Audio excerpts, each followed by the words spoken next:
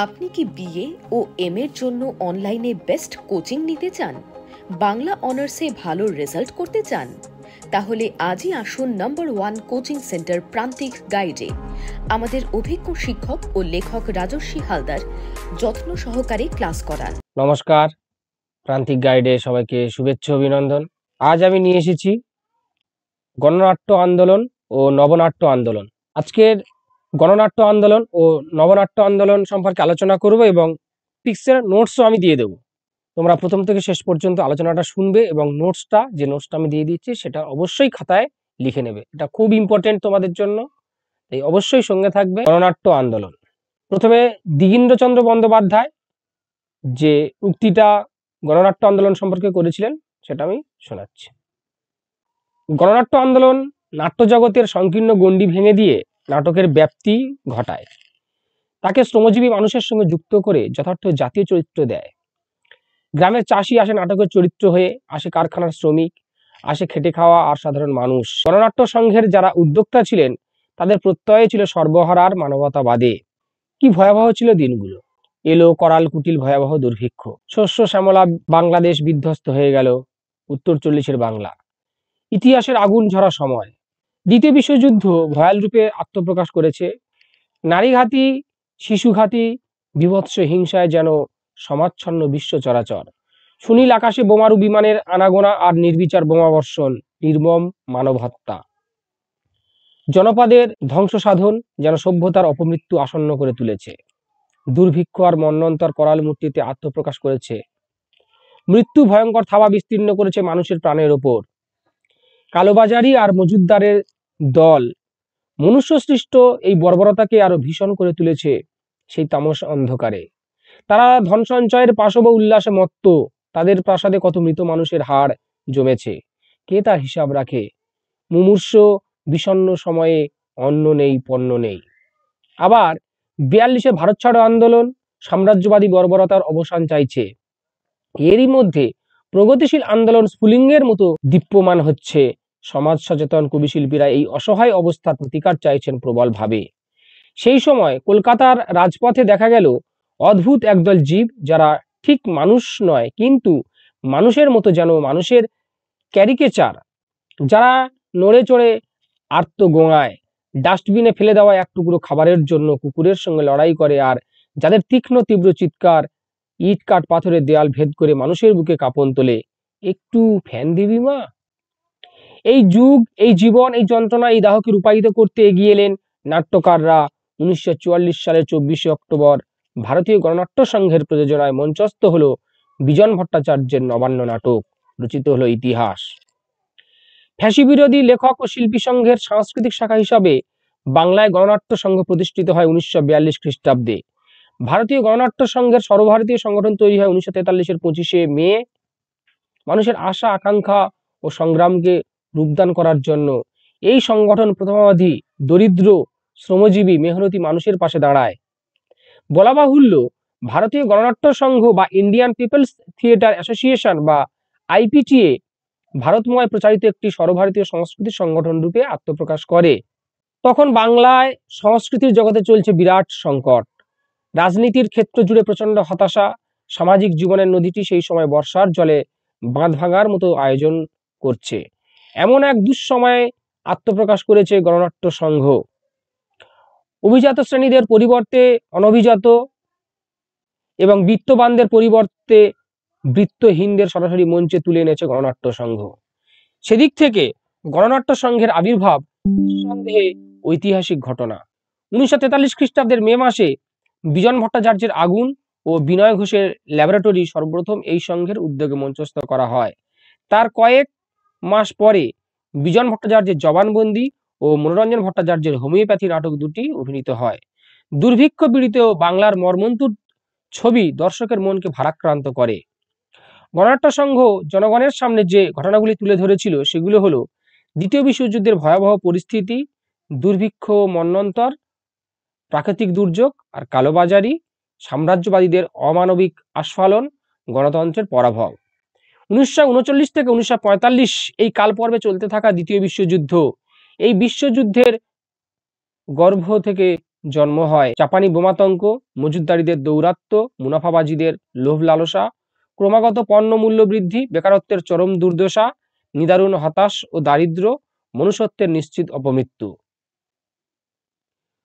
1943 খ্রিস্টাব্দে রক্তবীজের মতো ছড়িয়ে পড়ে দুর্ভিক্ষের ক্ষুধার্ত হায়না, চারিদিকে মৃত্যুর মিছিল, দেশীয় ও আন্তর্জাতিক নানান ঘটনা, সামাজিক রাজনৈতিক ও অর্থনৈতিক নানা সংকট ও সংঘর্ষের মধ্য দিয়েই গড়ে উঠেছিল এদেশের গণনাট্য সংঘ। শুধু শিল্পের জন্য শিল্প বা আর্ট ফর আর্টস সেক এই সাহিত্য ভাবনার পরিবর্তে শুরু হয়েছিল জীবনের জন্য শিল্প। বিজন ভট্টাচার্যের নাট্যজীবন শুরু হয়েছিল রাজনৈতিক সংগ্রামের মধ্য দিয়ে। এই সময়কালের ভাষ্য শোনা যাক বিজন ভট্টাচার্যেরই বক্তব্যে। গণনাট্য সংঘের কথা বলতে গিয়ে রাজনীতির কথা এসে পড়ে, কেননা রাজনীতি বিবর্জিত শিল্পকর্মের কথা কি সঙ্গীতে কি নাট্যচিন্তায় ভাবনায় অত্যন্ত গণনাট্যের পরিপ্রেক্ষিতে ভাবা যায় না। ইতিহাসের দাবিতে গড়ে উঠেছিল গণনাট্য আন্দোলন। 20 শতকের 4 দশকে একটি সর্বভারতীয় নয়া সংস্কৃতি আন্দোলন শুরু হয়েছিল। ধীরে ধীরে মেহনতি মানুষের চিন্তা চেতনা সবিশেষ গুরুত্ব পেয়েছিল। শিল্প সাহিত্য সংস্কৃতি কখনো উচ্চবর্গের মানুষকে নিয়ে বৃহত্তর পরিসর পেতে পারে না, ফলে সাধারণ মানুষ এখানে বিশেষ ভূমিকা আসন হয়েছিল। এর ফলে দেখা যায় সাধারণ মানুষের কথা সরাসরি নাটকে উঠে আসে।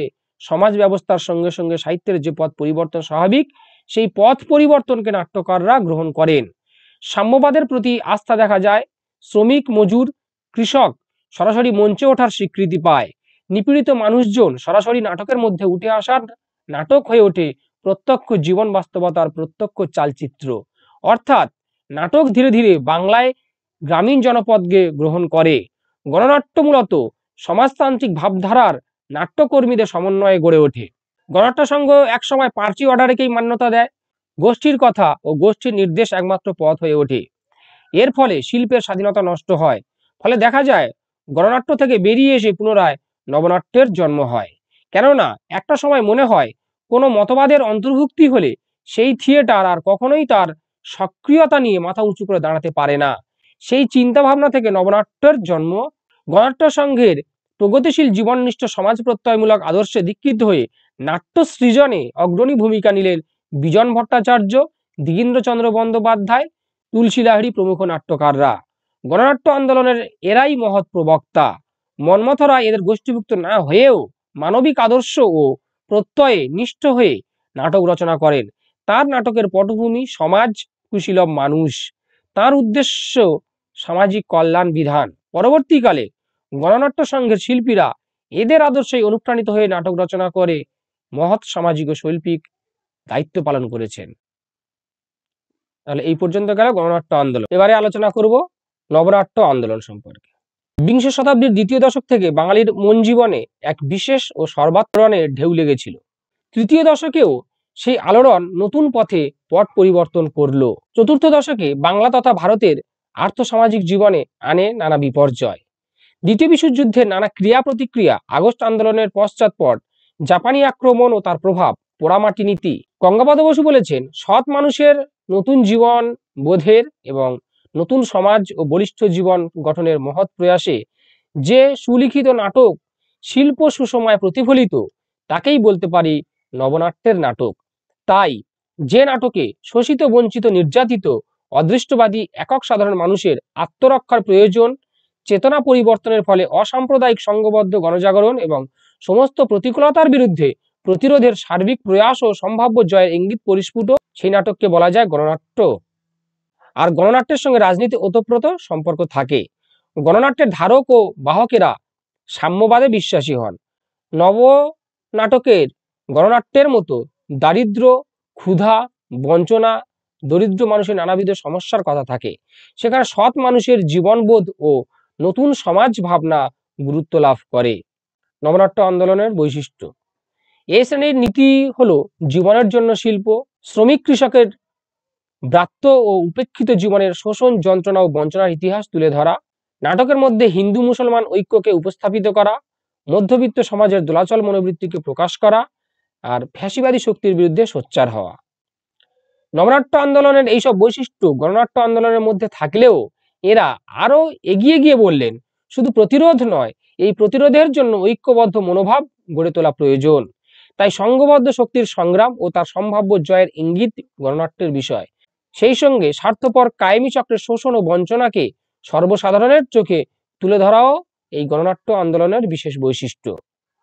বিজন ভট্টাচার্য, দিগেন্দ্রচন্দ্র বন্দ্যোপাধ্যায়, তুলসী লাহিড়ী প্রমুখ নবনাট্য আন্দোলনের প্রতিকৃতরা গণনাট্য আন্দোলনের ইঙ্গিতও রেখে গেছেন তাদের নাটকগুলিতে ও নাট্য সৃষ্টিতে।